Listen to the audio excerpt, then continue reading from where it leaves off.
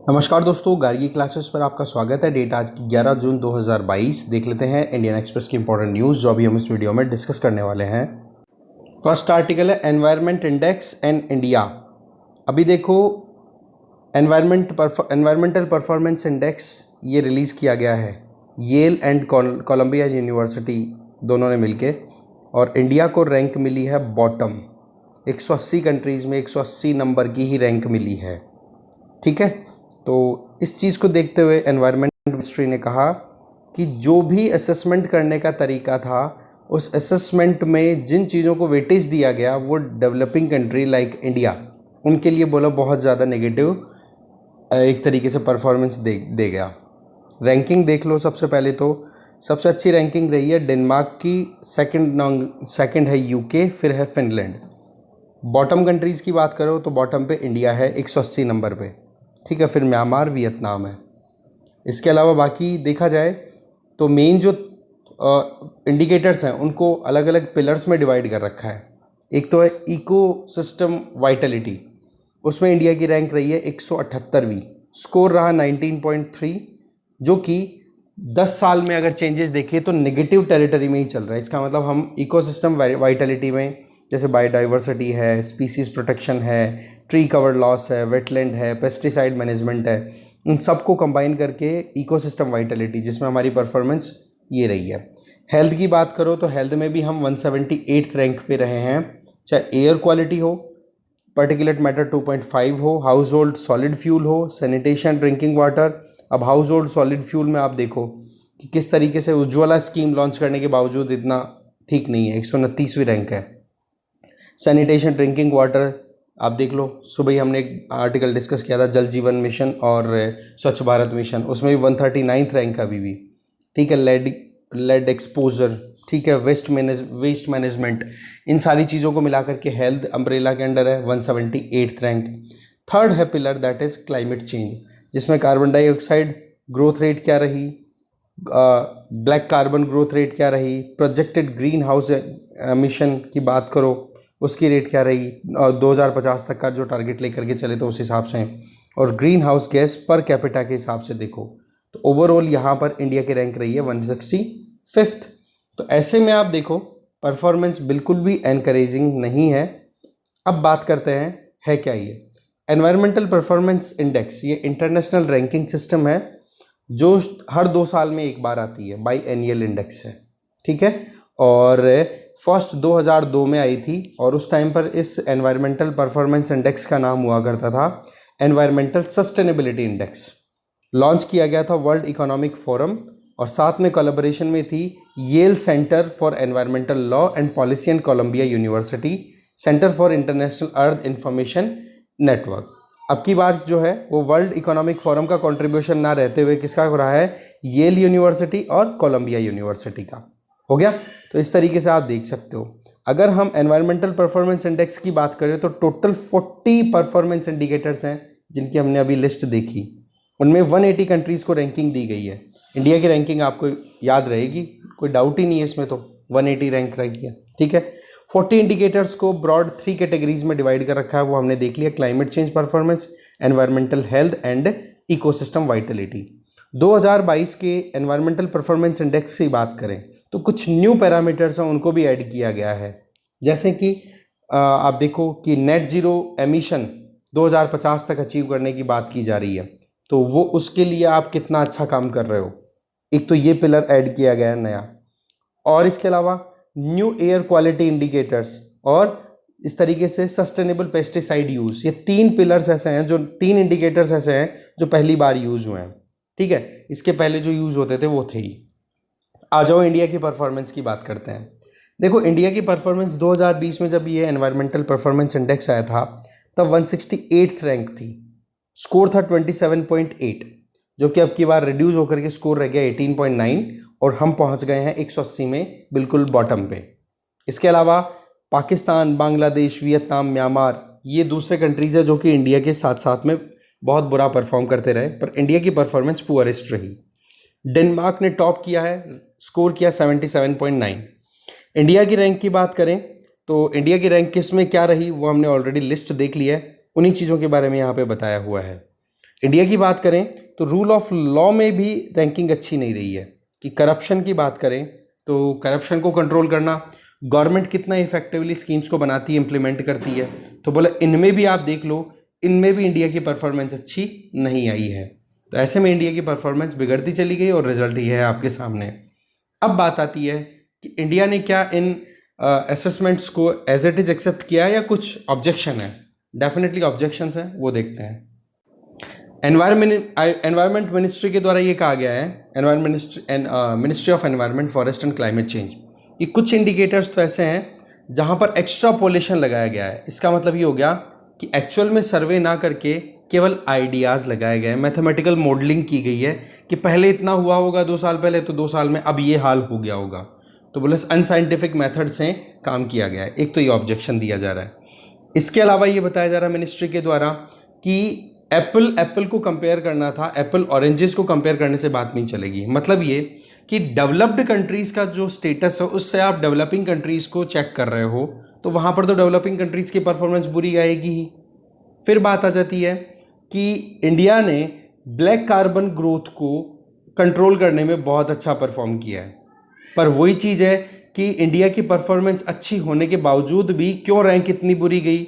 Result ये है कि 2020 में ब्लैक कार्बन ग्रोथ को कंट्रोल करने की जो वेटेज थी वो थी 0.018, है ना, जो कि अब की बार घट कर के 0.0038 हो गई। इसका मतलब बोले इंडिया ने ब्लैक कार्बन को कंट्रोल करने के लिए काम किया, बट उस परफॉर्मेंस को असेस करने के लिए जो वेटेज देना था वो वेटेज प्रॉपर नहीं दिया गया।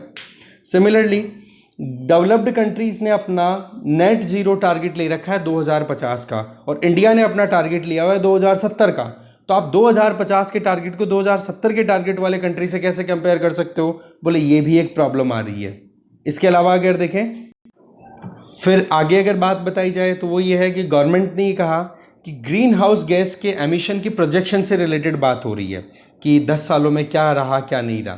तो बोले लॉन्गर पीरियड की जब आप बात करते हो तो वहाँ पर आप रिन्यूएबल एनर्जी कैपेसिटी को, एडिशनल जो फैसिलिटी तैयार की है जिससे कि कार्बन को हम सिंक करा सके, जिसको बोलते हैं कार्बन सीक्वेस्ट्रेशन, एनर्जी एफिशिएंसी, बोला इनमें हमने अच्छा परफॉर्म किया है। बोला उनमें कोई कंसिडरेशन या इतना वेटेज नहीं मिला है।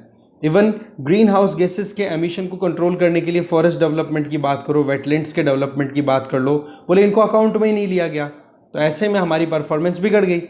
फिर बाद में मतलब या फिर वेटेज कम है, लिया नहीं गया। तो इसके अलावा इंडिया की जो लो एमिशन ट्रेजेक्ट्री है उसको आप डेवलप्ड कंट्रीज से कंपेयर कर रहे हो, तो एक बार देखो तो सही, डेवलप्ड कंट्रीज ने तो पीक कब का ही अचीव कर रखा है, और दूसरी तरफ डेवलपिंग कंट्रीज जो हैं उनकी अगर बात करो तो वहां पर अभी वो अपनी इंडस्ट्रियल एक्टिविटीज जो वो बढ़ा रहे हैं, राइट। तो डेवलप्ड कंट्रीज का पास्ट उठा करके देखो और फिर इंडिया जैसे कंट्रीज जो हैं उनका प्रेजेंट उठा करके देखो, क्योंकि आज का हमारा जो पास्ट है ना वो US, UK, western European countries या जो डेवलप्ड नेशंस हैं उनका पास्ट रह चुका है।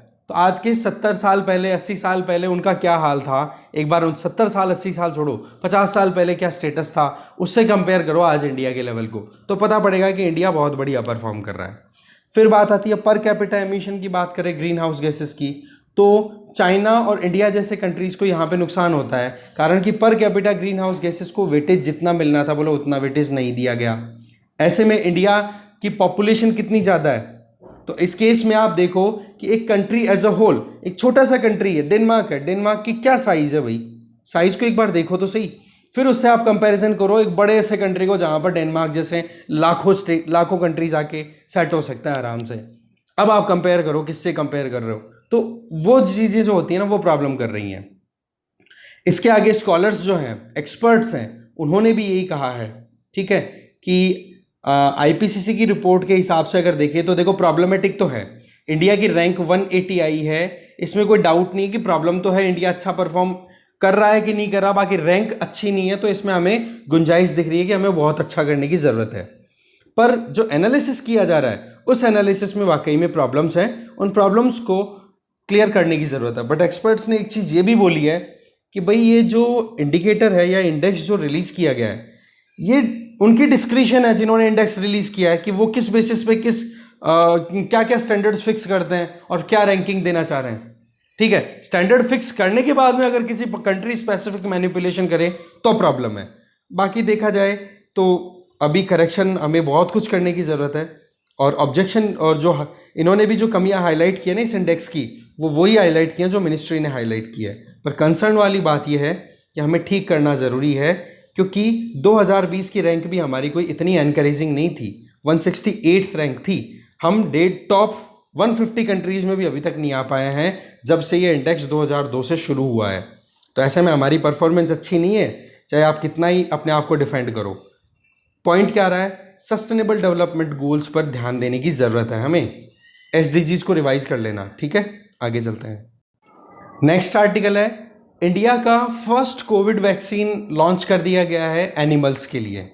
एग्रीकल्चर मिनिस्ट्री ने थर्सडे को अनवील किया है कोविड-19 वैक्सीन। और डेवलप किसने किया है ये वैक्सीन? ये डेवलप किया गया Hisar based national research centre on equines. ठीक है, वैक्सीन का नाम है एंकोवैक्स। ठीक है, प्रोटेक्शन करेगा ये एनिमल्स को डेल्टा और ओमिक्रॉन जो वेरिएंट है SARS-CoV-2 का, उन दोनों से डील करने में ये हेल्प करेगा। इसके अलावा नीड क्या थी भाई? सीधी सी बात है, एनिमल्स हैं उनकी सेफ्टी भी ज़रूरी है, क्योंकि आजकल देखो जूस की बात करें तो जूस में भी हमें प्रोटेक्शन की ज़रूरत होती है। घर में जो पेट्स रहते हैं उनकी भी प्रोटेक्शन की ज़रूरत होती है। नहीं तो क्या हो सकता है कि एनिमल के इन्फेक्शन है और वो वायरस या तो एनिमल को डैमेज पहुंचाएगा, और उस एनिमल को नहीं पहुंचाएगा तो उसकी वजह से ह्यूमन को बाद में इन्फेक्शन हो सकता है। और घर में किसी की इम्यूनिटी अगर डाउन है और उस टाइम पर अगर इन्फेक्शन हो गया तो आप समझ सकते हो कितना ज़्यादा फैटल साबित हो सकता है। ठीक है, और इसके अलावा जो एंडेंजर्ड एनिमल्स हैं हमारे देश में, जैसे लायंस, टाइगर्स, इनकी प्रोटेक्शन भी तो ज़रूरी है। तो उस पॉइंट ऑफ व्यू से ये वैक्सीन अपने आप में इंपॉर्टेंट है। वैक्सीन का नाम जरूर याद रख लेना, एंकोवैक्स। डेवलप किसने किया है थोड़ा ये भी ध्यान रख लेना। आगे चलते हैं। नेक्स्ट आर्टिकल, कैलेनोइडिस फैंटास्टिकस। देखो ये एक टर्टल है जो कि ये बताया जा रहा है कि बहुत पहले एक्सटिंक्ट हो गया था, पर इसका एक कहते हैं ना कि एक सिंगल इंडिविजुअल 1906 में कलेक्ट हुआ था। उसके बाद में ये लग गया था कि एक्सटिंक्ट हो गई ये स्पीसी, पर पता पड़ा कि ये जाइंट टर्टल, क्यों बोल रहा हूँ मैं, टॉर्टोइज। ठीक है, टॉर्टोइज लैंड पे रहते हैं और टर्टल्स होते हैं वो लैंड एंड वाटर दोनों में। ठीक है, वाटर मेनली, हाँ, तो टॉर्टोइज ठीक है। तो जाइंट टॉर्टोइज है जो कि 2019 में मिला था, पर उस टाइम पे कंफर्मेशन नहीं थी, डाउट्स थे कि जिस टॉर्टोइज की हम बात कर रहे हैं वो टॉर्टोइज नहीं है, ये कोई और स्पीसी है। ठीक है, अब देखा जाए तो इस टॉर्टोइज का नाम क्या है, साइंटिफिक नेम तो ये रह गया। ठीक है, कैलेनोइडिस फैंटास्टिकस। और वैसे नाम क्या दे रखा है इसका, फर्नांडा क्यों दिया हुआ है नाम? क्योंकि फर्नांडिना आइलैंड, जो कि गैलापागोस आइलैंड ग्रुप जो है, जो कि सदर्न वेस्टर्न पैसिफिक में लोकेटेड है। अगर पेरू या फिर इक्वेडोर से देखें तो इक्वेडोर से थोड़ा सा पैसिफिक ओशन की तरफ जाएं तो वहां पर एक बार मैप दिखा दूंगा मैं, पहले हम ये डिस्कस कर लेते हैं। ठीक है ना, तो वहां पर ये आइडेंटिफाई हुआ, तो जब क्लियर हो गया तो पता पड़ा कि अभी भी इसकी ये स्पीसी है, ये बाकी है। ठीक है, और नेशनल पार्क का नाम है जाइंट टॉर्टोइज ब्रीडिंग सेंटर, जो कि गैलापागोस आइलैंड्स में लोकेटेड है, और एक आइलैंड है जिसका नाम है फर्नांडा। ठीक है ना, इस तरीके से उसी आइलैंड के नाम पर इसका नॉर्मल नेम है। और ये जरूर याद रख लेना भाई, टॉर्टोइज की जाइंट स्पीसी है जिसका नाम है कैलेनोइडिस फैंटास्टिकस। अब एक बार मैप देख लेते हैं। ये आपके सामने मैप है, ध्यान से देख लो इसको। ठीक है, इक्वेडोर का ये टेरिटरी है। ठीक है, गैलापागोस आइलैंड। ओके, इसमें आप देख सकते हो ये नाम, ये फर्नांडिना, ये आइलैंड है, इस आइलैंड की हम बात कर रहे हैं। इक्वेडोर की टेरिटरी है ये। और बाकी दूसरे आइलैंड से इनके नाम भी देख लेना, फ्लोरेना, एस्पानोला, सैन क्रिस्टोबल, ठीक है, सेंटा क्रूज, ये नेम्स हैं। ओके, और इक्वेडोर की कैपिटल है क्वेटो, ये ध्यान रखें, क्वेटो, राइट। और इसके अलावा पेरू बॉर्डर शेयर कर रहा है, इधर कोलंबिया बॉर्डर शेयर कर रहा है। ठीक है, थोड़ा सा बस ध्यान से देख लेना, ये पैसिफिक ओशन आ गया। ठीक है, इसके अलावा अगर देखो बस इतना ही है मेन। तो आगे चलते हैं। नेक्स्ट आर्टिकल है, संत तुकाराम टेम्पल जो है उसको इनॉग्रेट करने के लिए प्राइम मिनिस्टर नरेंद्र मोदी जी जाएंगे। महाराष्ट्र के पुणे डिस्ट्रिक्ट में एक टाउन है जिसका नाम है देहू, वहाँ पर। ठीक है, तो इस मंदिर का नाम क्या है, शिला मंदिर। शिला मतलब बड़ा पत्थर। ओके, ये है मंदिर, इसको इनॉग्रेट किया जाएगा। अब देख लेते हैं क्या है हिस्ट्री पूरी। देखो, भक्ति सेंट की अगर बात करें तो संत तुकाराम जो है, इनके द्वारा कुछ क्रिएशंस, कुछ बुक लिखी गई थी, ठीक है। और उन बुक्स के बारे में लोगों का ये मानना था कि ये झूठी बातें हैं, बोला हर कुछ ही ये लिखी जा रही है। और उन किताबों को जो कि संत तुकाराम ने लिखा था उनको क्या बोला गया था? अभ्यांग्स, ठीक है, अभ्यांग्स। हो सकता है मैं प्रोनाउंशिएट गलत कर रहा हूँ, आप देख लेना, अभ्यांग्स। इन अभ्यांग्स पे क्वेश्चन राइज किए लोगों ने कि भाई ये ठीक बात नहीं है, ये आप हर कुछ ही बता रहे हो। तो फिर उसके बाद में संत तुकाराम ने वहीं देहू टाउन के पास से एक रिवर फ्लो होती है जिसका नाम है इंद्रायणी, और इंद्रायणी रिवर में ले जा करके और फेंक दी अपनी किताबों को, अपनी क्रिएशंस को। और फिर 13 दिन तक लगातार एक शिला पर बैठे रहे और अपनी तपस्या करते रहे। और तपस्या का रिजल्ट ये रहा कि ये जो इनके अभ्यांग्स थे वो आ गए वापस से। इसका मतलब क्या हो गया? एक मतलब मिरेक्युलसली, मतलब एक तरीके से जादुई तौर में आया। तो ये एक ऑथेंटिसिटी साबित करनी थी कि भाई बात ऐसी है कि मेरी जो क्रिएशंस हैं वो हर कुछ नहीं है, बहुत कुछ सोच समझ करके लिखा हुआ है, ये पावरफुल क्रिएशंस है। ऐसे में फिर लोगों में इनकी जो एक पॉपुलैरिटी है वो बढ़ जाती है संत तुकाराम की। तो 13 दिन का जो इनका पीरियड था, उस 13 दिन के पीरियड को लेकर के ही जिस रॉक पे, जिस चट्टान पे, जिस शिला पे संत तुकाराम ने वो 13 दिन बिताए थे, उसी के ऊपर संत तुकाराम का एक सिल्वर से बना हुआ इमेज है, वो रखी रहती है और उसकी पूजा होती रहती है। पर कुछ दिनों को, लगभग 2008 में, ये जो शिला पे रखी हुई जो सिल्वर मास्क था ना, ठीक है, ये हो गया चोरी होने के बाद में फिर कैसे जैसे करके ये इंद्रायणी रिवर के आसपास में मिल गया था फिर से, ठीक है।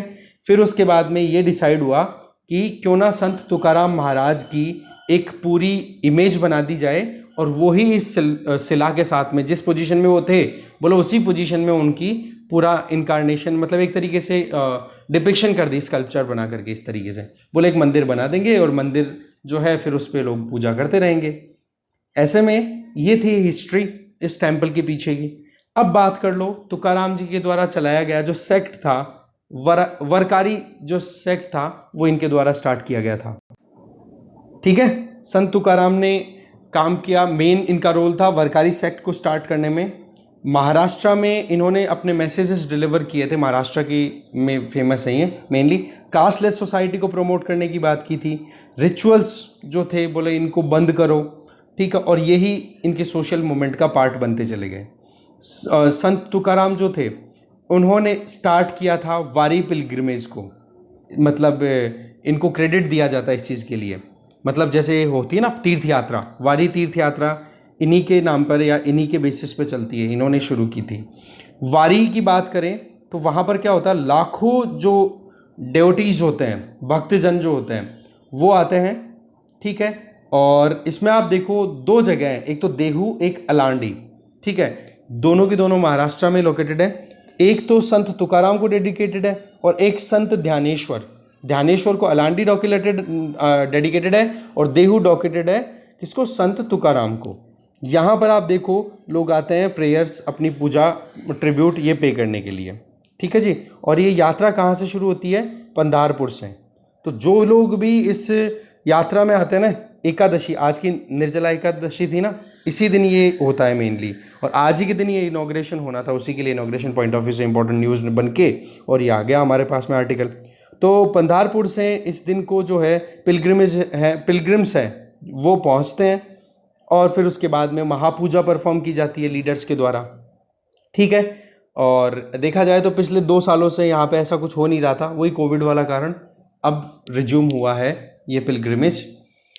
इसके पहले हमारी फॉर्मर प्रेसिडेंट प्रतिभा पाटिल जी हैं, वो भी 2009 में इस टेम्पल में आ चुकी है। नरेंद्र मोदी जी पहले प्राइम मिनिस्टर जो यहाँ पर आ रहे हैं। आने के पीछे पॉलिटिकल इश्यूज बताए जा रहे हैं कि इलेक्शन होने वाले हैं लोकल बॉडीज़ के, खैर वो हमारे लिए इतना इंपॉर्टेंट नहीं है, हमारे लिए इंपॉर्टेंट है संत तुकाराम जी। इनके बारे में और पढ़ लो डिटेल में, जितना पढ़ सकते हो, जितना ब्रीफ में नोट्स बना सकते हो बना लो, ओके। आगे चलते हैं। फ्रंट पेज पे देखें तो देखो जो इंडेक्स ऑफ इंडस्ट्रियल प्रोडक्शन है वो पिछले 8 महीनों में हाईएस्ट लेवल पे पहुंचा है 7.1%, ओके। अब आपको क्या करना है, इसमें डिटेल जो दी हुई है ना वो तो ऐसी है एक तो ये कि प्री पेंडेमिक लेवल के कंपैरिजन में अभी इतना ज़्यादा कोई अच्छा स्कोरिंग नहीं आ रही है, ठीक है, इंडस्ट्रियल प्रोडक्शन इतना अच्छा नहीं परफॉर्म कर रहा है, पर हाँ जो परफॉर्मेंस है उसके लिए थोड़ा सा ये लगता है कि हाँ इंडस्ट्री कम से कम प्लस टेरिटरी में तो जा रही है। पर डाउट कहाँ पर आता है कि जिस तरीके से इन्फ्लेशन हो रही है, इन्फ्लेशन की वजह से कहीं ना कहीं जो इंडस्ट्रियल प्रोडक्ट है वो प्रोडक्टिविटी है वो डाउन हो सकती है। तो ये थोड़ा सा प्रोजेक्शन में डाउट आ रहा है। बस आपको करना क्या है, आईआईपी के बारे में पढ़ लेना ढंग से। आईआईपी रिलीज़ कौन करता है? Ministry of statistics and programme implementation, MoSPI के द्वारा। ये इसकी आईआईपी की पूरी डिटेल ले लेना अच्छे से यूपीएससी पॉइंट ऑफ व्यू से, क्योंकि ये तो मंथली बेसिस पे हर मंथ आपको अपडेटेड मिलेगा, ठीक है ना। आगे चलता है। नेक्स्ट न्यूज़ है, देखो कि आप देखते हो जिस तरीके से बच्चे जब कोई भी वीडियो देख रहे हैं तो उन वीडियोस के बीच में जो एडवर्टीजमेंट आ रहे हैं ना, उन एडवर्टीजमेंट को रेगुलेट करने के लिए गवर्नमेंट ने एक नोटिफिकेशन डिक्लेयर किया है और ये कहा है कि बच्चों का ध्यान रखते हुए कोई भी अगर मिसलीडिंग एडवर्टीजमेंट आप उनके वीडियोस के दरमियान दिखाते हो या फिर कोई भी सरोगेट एडवर्टीजमेंट, दैट मीन्स ऐसे एडवर्टीजमेंट जिसमें आप गलत इंफॉर्मेशन देकर के अपने कंज्यूमरिज्म को बढ़ाने की कोशिश कर रहे हो, अपने प्रोडक्ट को प्रमोट कर रहे हो, बोलो उसको बंद करो, नहीं तो अब कड़ी कार्रवाई की जाएगी। तो बेसिकली होता क्या है, छोटे बच्चे जब वीडियोस देखते हैं तो उनके सामने जंक फूड, चिप्स या फिर कार्बोनेटेड बेवरेजेस, ड्रिंक्स जो आती हैं उनसे रिलेटेड स्नैक्स, इनके एडवर्टीजमेंट आते हैं। तो बच्चों को ज़्यादा से ज़्यादा अट्रैक्ट करना, उनके ध्यान को आकर्षित करने के लिए कोशिशें की जाती हैं। तो सेंट्रल गवर्नमेंट ने इस तरीके के मिसलीडिंग एडवर्टीजमेंट को बंद करने के लिए नोटिफाई की है गाइडलाइंस। गाइडलाइंस का नाम क्या है, ये देखो, prevention of misleading advertisement and endorsement for misleading advertisement 2022, ये है नाम इन गाइडलाइंस का। और रिलीज किसने किया है? Department of consumer affairs. और इफेक्ट में कब आ रहा है? थर्सडे से आ चुका है, कल से ही, मतलब थर्सडे मतलब परसों से। गाइडलाइन में क्या कहा है कि कोई भी ऐसा एडवर्टीजमेंट जिसमें आप कोई गुड्स, कोई प्रोडक्ट या कोई सर्विस दिखा रहे हो जिसका टारगेट बच्चे हैं, तो आप नहीं करोगे। क्या? ऐसी चीजें नहीं दिखाओगे जो कि बॉडी को नेगेटिवली इम्पैक्ट करे। दूसरा, वो काम नहीं करोगे जहां पर आप ऐसे गुड्स, ऐसे प्रोडक्ट और ऐसे सर्विसेज दिखा रहे हो जिनका यूं बता रहे हो कि नेचुरल और ट्रेडिशनल फूड से बढ़िया आउटकम आता है खाने में। बोले ये दोनों चीजें नहीं दिखनी चाहिए। मतलब एक बच्चे को इनटेक में जितना नेचुरल और ट्रेडिशनल फूड इनटेक में मिलेगा वो ही उतना ही अच्छी बात है। तो ये चीज यहां पे बताई जा रही है, तो ये ध्यान रखें आप। एडवर्टीजमेंट क्या है भाई? देखी जाए तो एडवर्टीजमेंट क्या होता है? परसुएट करने का तरीका होता है, बच्चों को दिखाया जाता है एड, वीडियो देख रहे हैं यूट्यूब पे। आजकल के बच्चे तो इतना एडिक्टेड हो चुके हैं कि यूट्यूब या फिर ये जो वीडियोस हैं इनके बिना उनका काम ही नहीं चलता है। और दूसरी चीज़, गर्मियाँ इतनी ज़्यादा हो रही है तो इस केस में घर वाले भी थोड़ा टाइम पास के लिए कर देते हैं, जबकि वो ज़्यादा, एक हद से ज़्यादा ठीक नहीं है। तो ऐसे में आप देखो कि बच्चे जब वीडियो देखते हैं तो देखते देखते एडवर्टीजमेंट आ गया तो उसके दिमाग में आता है कि ये क्या चीज़ है, फिर वो वैसे ही इमिटेट भी करता है, कॉपी भी करता है उन चीज़ों को, और कॉपी करता है तो वो प्रोडक्ट है वो भी रिक्वायर्ड होते हैं। तो ऐसे में चीज़ें वो दिखाओ जो बच्चों की हेल्थ के लिए अच्छी हो। कुल मिला के बात यह है गवर्नमेंट। और ये गाइडलाइंस कौन से एक्ट के अंडर रिलीज हुई है?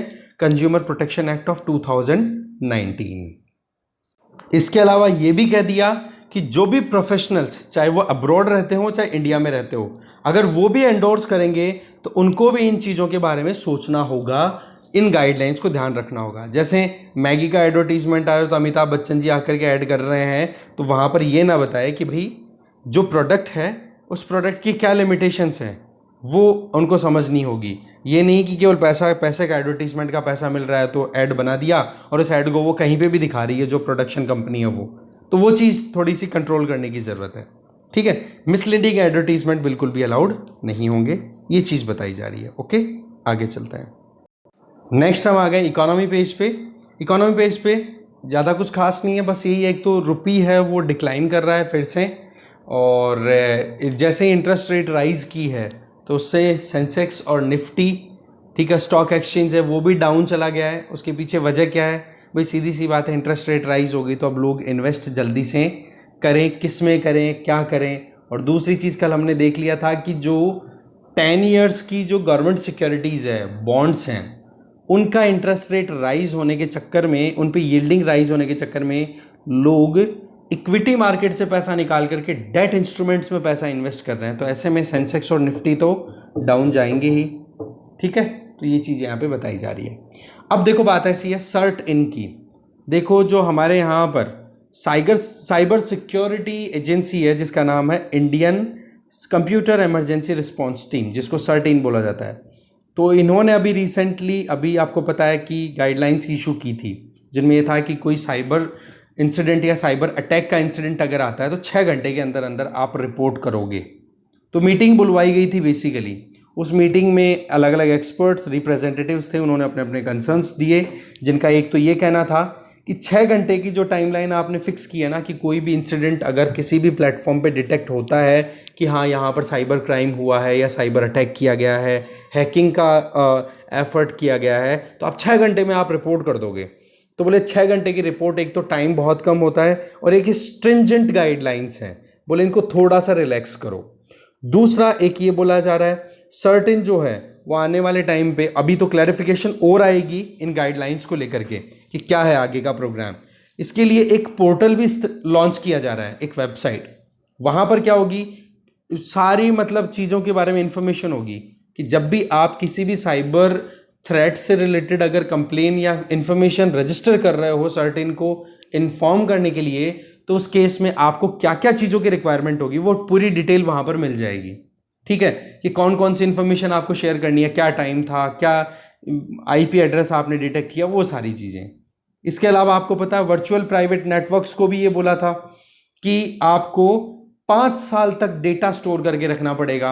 अगर कोई भी internet user virtual private network के थ्रू कोई भी इंटरनेट एक्टिविटी परफॉर्म करता है तो उन यूजर्स की information virtual private network 5 years तक रिटेन करेंगे। तो ऐसी परिस्थिति में आप देख लो वर्चुअल प्राइवेट नेटवर्क में 2 वर्चुअल प्राइवेट नेटवर्क कंपनीज ने तो अपने दुकान बंद कर दिया इंडिया में। ठीक है, और बाकी देखते हैं आगे क्या क्लैरिफिकेशन आता है क्या नहीं। फिलहाल जो स्टेटस है वो हमने देख लिया। ओके, बस और कुछ खास है नहीं, जो भी इंपॉर्टेंट चीज़ें थी वो हमारी कंप्लीट होती है यहीं पे। ठीक है, thank you very much. Newspaper मिल जाएगा आपको 10 बजे तक। और कल एक कमेंट था कि सर आप ये बता दो कि कौन सा आर्टिकल प्रीलिम्स के लिए इम्पोर्टेंट है, कौन सा आर्टिकल मेंस के लिए इम्पोर्टेंट है। जब भी आपको फैक्चुअल चीज़ें मिले प्रीलिम्स के लिए इम्पोर्टेंट है, जब भी आपको एनालिटिकल चीज़ें मिले प्रीलिम्स और मेंस दोनों के लिए इम्पोर्टेंट है। समझ रहे हो? अब की बार क्वेश्चन उठा करके देखो एक बार आप क्वेश्चन पेपर, इतना ज़्यादा इन डेप्थ नॉलेज की रिक्वायरमेंट, इन डेप्थ का मतलब एनालिटिकल अप्रोच होनी चाहिए। एक क्वेश्चन है उसमें 3 स्टेटमेंट और वो 3 स्टेटमेंट में 3 लाइनें हैं। अब यहाँ पर कितना फैक्चुअल चीज़ें काम करेगी, आपको फैक्ट्स भी याद रखने पड़ेंगे, आपको एनालिसिस भी याद रखना पड़ेगा। कुल मिला के बात यह है कि आप सेपरेटली प्रिपेयर कर रहे हो प्री और मेंस के लिए तो थोड़ा मुश्किल है आज की परिस्थितियों को देखते हुए। इंटीग्रेटेड मैनर में स्टडी करो। जब कभी भी स्टडी करो तो ये देखो कि जीएस पेपर की अगर बात करें तो पेपर 1, 2, 3, 4 प्लस एसे और प्लस आपके ऑप्शनल सब्जेक्ट से किन किन से ये जो कंटेंट है वो मैच हो रहा है। सिलेबस को चाटो, पहले सिलेबस को रट लो आप लोग। जब तक सिलेबस को ढंग से नहीं याद करोगे तब तक आपको इंटीग्रेट करना नहीं आएगा, और इंटीग्रेट करना नहीं आएगा तो आप कैसे फिर यूपीएससी क्रैक करोगे? मुश्किल है अपने आप में। क्या करना होगा आपको? जीएस पेपर 1, 2, 3, 4 और आपका ऑप्शनल, इनके सब टॉपिक जो है उनको थोड़ा सा आप दिन में एक बार सुबह उठते ही हनुमान चालीसा की तरह भगवान का पाठ करते हो ना, उसको तो साइड में रखो भगवान के पाठ को, तो क्योंकि आपका भगवान का पाठ आपकी स्टडी है, राइट? तो उस सिलेबस को आप डेली सुबह उठते रिवाइज कर लो। ठीक है, डेली का यही आदत डाल लो, इतनी हेल्प करेगा वो जिसकी हद नहीं है। जैसे अभी हमने एनवायरमेंटल परफॉर्मेंस इंडेक्स की बात की, प्रीलिम्स के हिसाब से भी आपके काम आएगा ये आर्टिकल। प्लस ऐसे राइटिंग कभी एनवायरमेंट पे कुछ लिखो, उसमें हेल्प करेगा। प्लस अगर आपका ऑप्शनल ज्योग्राफी है तो आपकी हेल्प होगी। प्लस अगर आप यहाँ पर मेंस में बात करो तो वहाँ पर भी ये डेटा आपको ऐसे में भी पूरी हेल्प करेगा। ठीक है ना, कि कहाँ इंडिया परफॉर्म कर रहा है, क्या क्या करने की ज़रूरत है, क्या कमियाँ हैं, तो ऐसे देखा जाता है एक टॉपिक को। ठीक है ना, क्योंकि कौन सी चीज़ कहाँ पर आ जाए कुछ पता नहीं है। समझ गए? तो ऐसे में थोड़ा सा आपको टाइम के साथ साथ में अपनी समझ को भी ब्रॉड करने की ज़रूरत है। ओके, चलिए यहीं पे टर्मिनेट करते हैं इस सेशन को। Thank you.